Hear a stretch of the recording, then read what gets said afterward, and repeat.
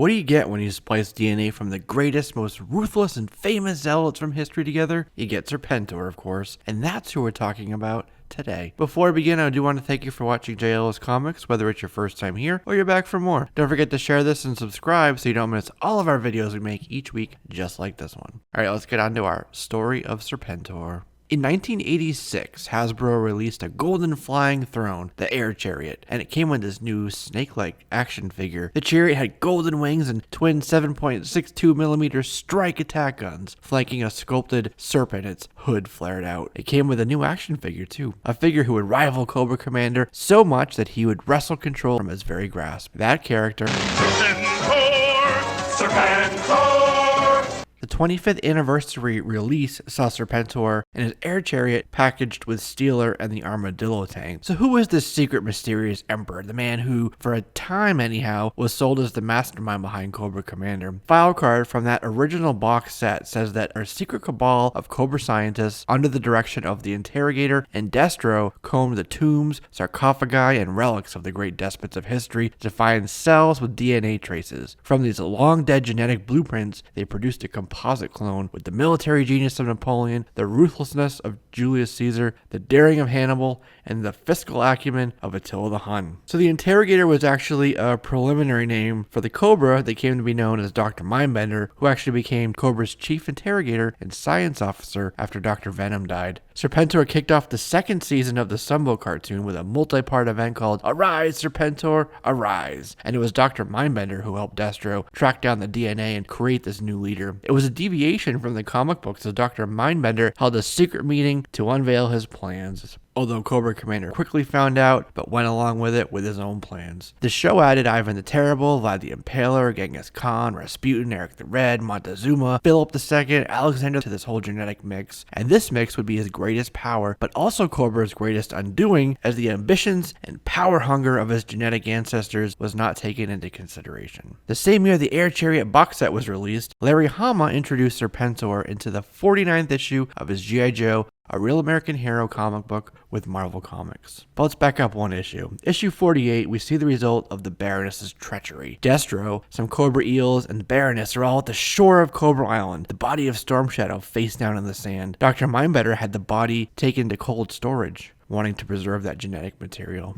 Issue 49 opens up with Dr. Mindbender and Destro stealing a mummy as Destro fires wrist rockets at soldiers protecting the Antiquities preservation statues. The Baroness is waiting outside in a Cobra heavy transport helicopter. Cobra Commander had sanctioned the project for Dr. Mindbender to create the ultimate soldier. He gave him funding and support, as well as Dr. Venom's lab located in the Springfield Museum of Antiquities, as well as equipment like the brainwave scanner. The corpses had to be put into saline protein tanks in a specific order in order for the program to run correctly. His plan was to use the genetic material to generate nerve tissue and to create a cloned working brain based on data extrapolated by supercomputers, and then feed the new brain that data, aka memories, from a historical program, which would then all be combined and smoothed over with his brainwave scanner and implanted into a homunculus, a simulacrum, a lifeless human body. And to spice it up, Dr. Mindbender decided to use the corpse of Storm Shadow that he took from the beach in that previous issue. He'd have the physical skills of the ninja along with the knowledge of modern weaponry and modern ways of the world. And finally, Mindbender used the brainwave scanner to give his amalgamation his own allegiances and knowledge. He gave his creation a name which had a, as he put it, snake-like ring to it, Serpentor. This all happened as the G.I. Joe team launched the invasion of the town of Springfield. Zartan and Ripcord had switched places, and Ripcord managed to get the location of Cobra's secret town back to the Joes before he was captured. The power and the lights were blown out by one Joe unit just as Serpentor, lit by a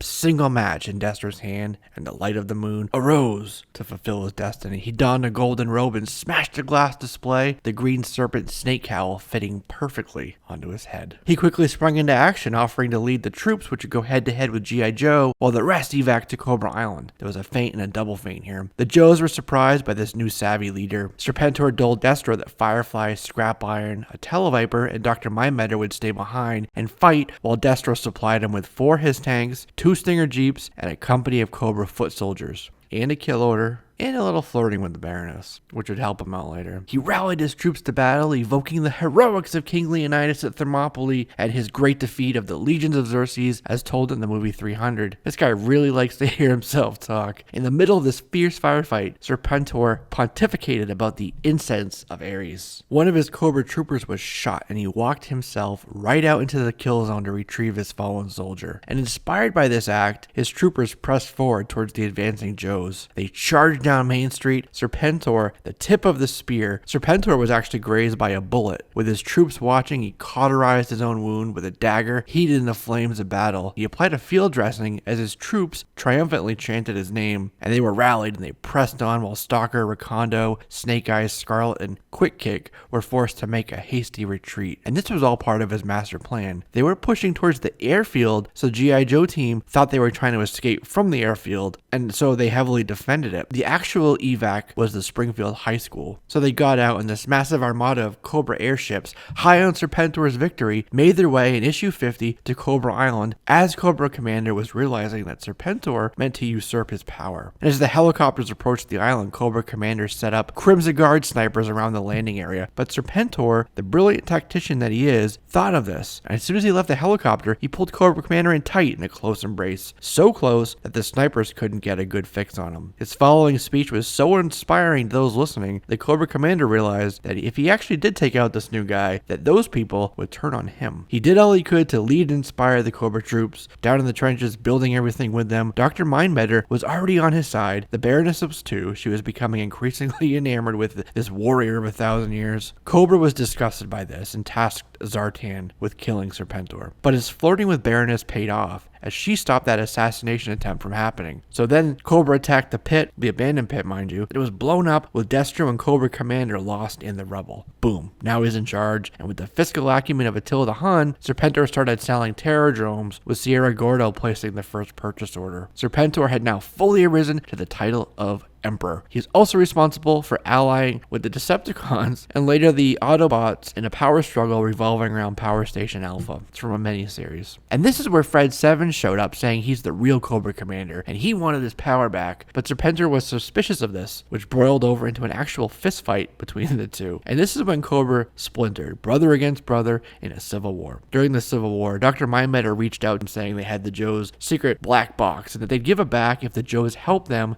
take down this fake Cobra Commander. So the G.I. Joe team staged a multi-pronged assault on the island, even as Serpentor and Cobra Commander's factions battled each other. The combined might of Serpentor's forces, along with that of G.I. Joe, turned the tide in their favor. But Zartan was on Cobra Commander's side and saw they were losing, so he took matters into his own hands. He took his own bow and arrow, the same that fell Snake Eyes Ninja Master, and pulled back the spring, and whoosh, he let the arrow fly towards Serpentor and the hiss tank he was riding atop like it was an elephant.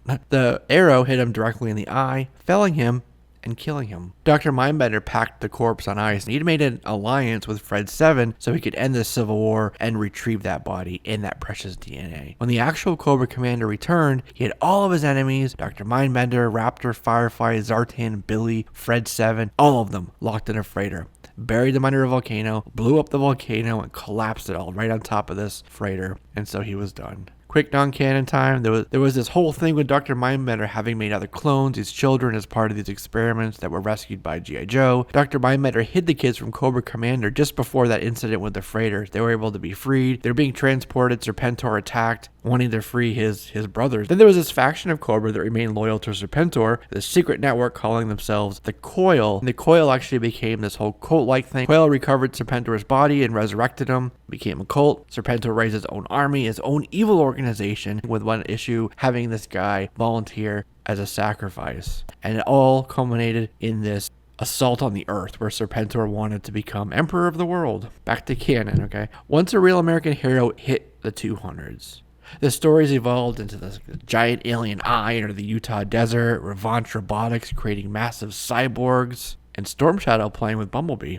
The pit had a secret underground facility, more secret than the pit itself. It was above top secret, located far underground. It was a black project, blacker than Area 51, run by secret Senate subcommittees and the jugglers ever since the Kennedy administration. In the plan to weaponize that alien eye, the Joes were the weapon control system. They wanted to control it even as it lay dormant. The Joes were stationed above it as a containment unit, rated on shuttles and these vehicles capable of single-stage orbit. They wanted to use the remote control tech from Revanche to help control it, but they needed a powerful controlling consciousness, someone tactical, someone strategic. They found the perfect subject and kept the subject in deep freeze containment in the secret underground facility. It was a subject whose eye needed to be repaired from Zartan's arrow. Roadblock was chosen as a control factor for the Serpentor program. He'd be plugged into the consciousness and make sure that Serpentor stayed within the program, that he wouldn't get out of control based on the guidelines and just simple morals and ethics. Just as he's informed of this, Serpentor smashed the holding container with his head, shattered the glass with hundreds of gallons of water splashing out onto the laboratory floor, and Serpentor was free. Not yet fully formed, he was in his primal feral state, like when Lilu escaped to get her multipass in The Fifth Element, or the Predator awoke in that awful last installment of the Predator franchise. Anyways, they shoot him with the tranks, but it only enrages him. So Roadblock and General Colton fought this naked Serpentor to take him down, and they do. They put him back in a tank, they put on his classic attire. So where Roadblock is the mental control factor, Duke Barden, Stalker, Scarlet, and Snake Eyes to take down Serpentor's body physically if the op went off the rails. It was a team of Joes fighting Black Major and Olistan, and that fight escalated with their giant robot coming online. So they brought Serpentor fully online, and Serpentor had control of the pit's electronics. He even had a 3D printer make him a new headdress. And the massive robot launched from the pit at Mach 6 like it was shot from a railgun. The G.I. Joe robot confronted the Revanche robot and they fight just like it's Pacific Rim. Meanwhile, the pit goes haywire, Serpentor telling them, "I control everything." But he had to finish the mission protocol before he could fully go after the Joes. But Snake Eyes, Scarlet, and Stalker attacked him in the pit. Serpentor called back that giant robot from Olistan while ripping the cowl from Snake Eyes' head. Snake Eyes was unconscious and hanging from Serpentor's arm while they fought. Hawk and Colton had Serpentor trapped at gunpoint at the top of a large shaft. This is when Duke threw a frag grenade at Serpentor, but Serpentor, with lightning-quick reflexes, was able to throw it back, but Snake Eyes jumped up, caught it, and charged Serpentor. Snake Eyes leapt right at him and they both fell off the edge of the platform. Scarlet's eyes were wide and terrified and broken as they disappeared in a massive explosion. Serpentor and Snake Eyes were dead. Sean Collins was actually in that robot when it landed. His face was badly burned by the robot in the fight, and after this, he donned the mask of Snake Eyes. So though Snake Eyes died, it also brought about a finite ending for Serpentor 2. In G.I. Joe the movie, they added this whole other unnecessary layer to Serpentor's story. There was an ancient civilization called Cobra Law, ruled by Globulus, who had issued orders to Dr. Mindbender to create Serpentor. And this was the result of a deviance between Sunbow, Marvel, and Hasbro on his backstory. I guess it all depends on your entry point. But that's why that was all combined there. But after that, his story remains the same, the story I told you here. Ron Rudat, a figure designer at Hasbro who designed Serpentor, was talking about his inspiration. He said he was with Cobra, so why not put him in a Cobra outfit? Ron also said that he was inspired by Thulsa Doom, the villain from 1982's Conan the Barbarian movie. That movie had a serpent theme and a giant snake that was James Earl Jones' pet. And that's a wrap on this one, my friends. As always, I look forward to your comments, questions, corrections, and suggestions down below. Don't forget to subscribe so you can be a part of all of our videos, new and old. I'm Jesse, this is JLS Comics, and I'll see you soon.